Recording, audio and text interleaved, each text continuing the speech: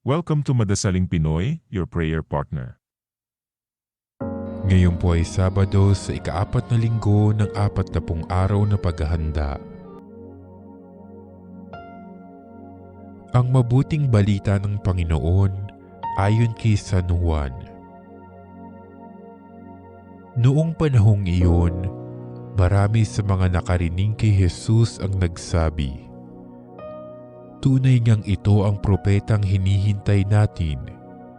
Ito nga ang Mesiyas," sabi ng iba. Ngunit sumagot naman ang iba pa, "Maaari bang magmula sa Galilea ang Mesiyas? Hindi ba sinabi ng kasulatan na magmumula ang Mesiyas sa lipi ni David at sa Bethlehem na bayan ni David ipanganganak?" Magkakaiba ang palagay ng mga tao tungkol sa kanya. Ibig ng ilan na dakpin siya, ngunit wala namang nanghas sumuli sa kanya. Ang mga kawal na bantay sa templo ay nagbalik sa mga punong saserdote at sa mga Pariseo. "Bakit hindi ninyo siya dinala rito?" tanong nila sa mga bantay. Sumagot sila, "Wala pa pong nagsalita ng gaya niya." "Kayo man ba'y nalinlang din?" tanong ng mga Pariseo.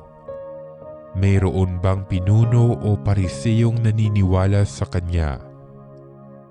"Wala. Mga tao lamang na walang nalalaman sa kautusan ang naniniwala sa kanya." Mga sinumpa. Isa sa mga naroon ay si Nicodemo na nagsadya kay Jesus noong una.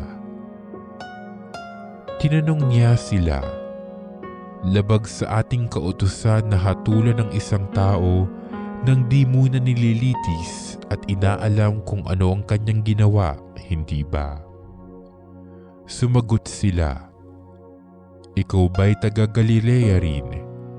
Magsaliksik ka't makikita mo na walang propetang magmumula sa Galilea." At umuwi na ang bawat isa. Ang mabuting balita ng Panginoon.